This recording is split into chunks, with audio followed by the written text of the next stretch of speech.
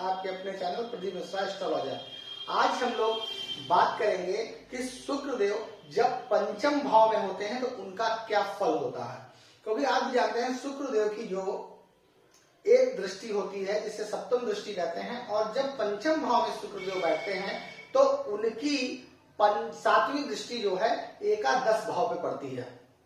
आप शुक्रदेव दो भावों का रिजल्ट देते हैं, एक तो पंचम में बैठे हुए हैं वहां का रिजल्ट देंगे, और जहां उनकी सातवीं दृष्टि एकादश भाव पे जा रही है वहां का रिजल्ट देंगे। तो एक चीज आपको बता दें, जब शुक्र पंचम भाव में बैठे होते हैं तो ऐसे जातक, देखिए ऐसे जातक की बात यह है कि पहले मैं ये आपको बता दूं कि पंचम भाव रिप्रेजेंट किस चीज को करता है। देखिए पंचम भाव संतान को रिप्रेजेंट करता है, पेट को रिप्रेजेंट करता है, और भगवान की आस्था पे भी रिप्रेजेंट करता है। और संतान हमें क्या होगी और जो है हमें संतान से सुख मिलेगा कि नहीं मिलेगा। जब यहां पे शुक्रदेव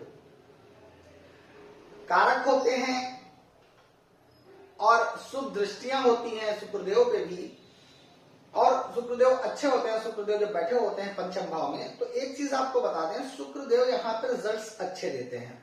व्यक्ति को भगवान की आस्था रखने वाला जातक बनाते हैं। और शुक्रदेव जब पंचम भाव में बैठे होते हैं तो एक चीज होती है, जातक की पुत्रियों की संख्या अधिक हो सकती है, और अगर कारक हैं तो यहाँ पे जातक को अपने संतान से सुख की प्राप्ति होती है। जातक जो संतानें होती हैं वो जातक जिसके पंचम भाव में शुक्र होते हैं, ऐसे जातकों की जो है उनकी संपत्ति को वृद्धि करने कह रहे हैं, या उनकी जो है समाज में प्रतिष्ठा को बहुत उजागर करते हैं। ऐसे जातकों के पुत्र या पुत्रियों की संख्या अधिक होती है, ये हम आपको बता रहे हैं, इसके पंचम भाव में शुक्र होते हैं। यहां पे शुक्रदेव जब पंचम भाव में बैठे होते हैं तो ऐसे जातक, क्योंकि ये शिक्षा का भी भाव है, तो ऐसे जातक हमेशा देखिए कला से प्रेम करते हैं।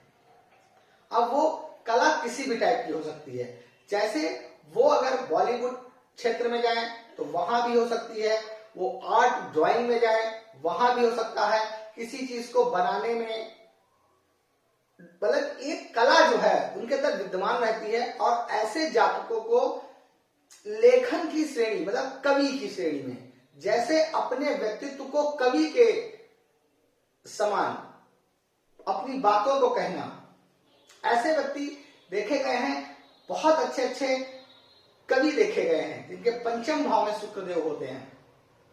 और ऐसे जातकों को कभी कभी पढ़ाई में कुछ समस्या आती है, या इनकी पढ़ाई ड्रॉबैक हो जाती है, या इनको कोई ऐसी समस्याएं आती हैं, लेकिन फिर भी ऐसे जातक अपनी जिंदगी में अच्छे विद्वान कहे जाते हैं, क्योंकि इनके जो एक पंचम भाव में शुक्र होने के कारण इनके अंदर एक ऐसी कला होती है।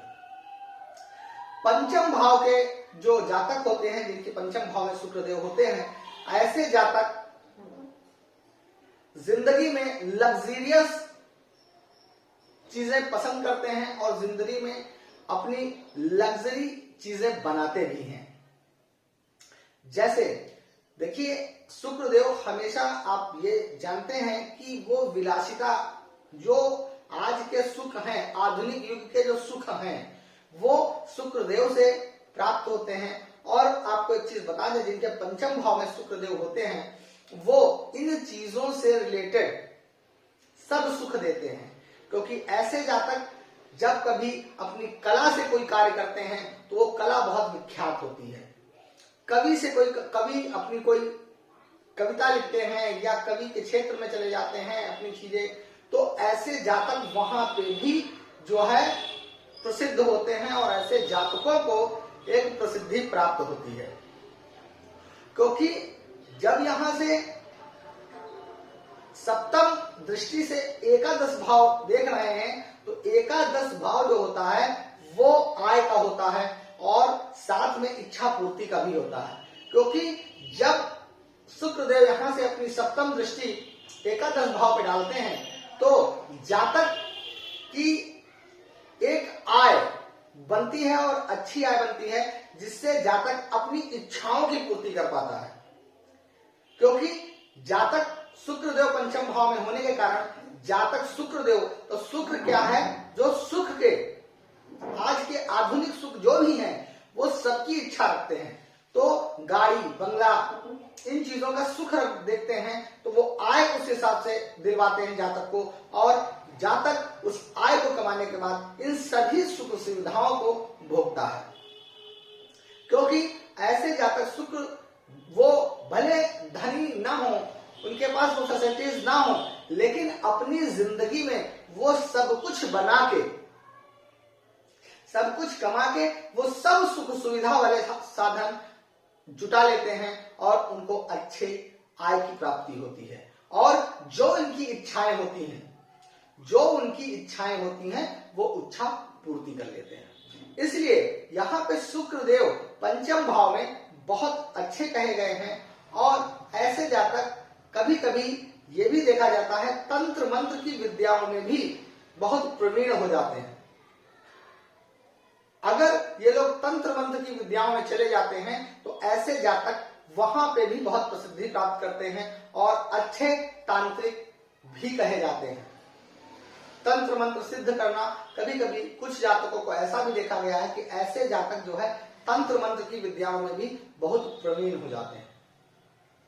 मैंने भी आपको बताया कि कभी कभी ऐसी जातकों के, जिनके पंचम भाव में शुक्रदेव होते हैं, उनकी पढ़ाई में कभी कभी बाधाएं आती हैं, लेकिन या रुक जाए पढ़ाई, लेकिन फिर भी ये कुछ गॉड गिफ्टेड शुक्रदेव जिसमें पंचम भाव में होते हैं, तो ऐसा कुछ उनके पास ज्ञान होता है। क्योंकि शुक्रदेव भी एक गुरु हैं, वो राक्षसों के गुरु हैं शुक्रदेव।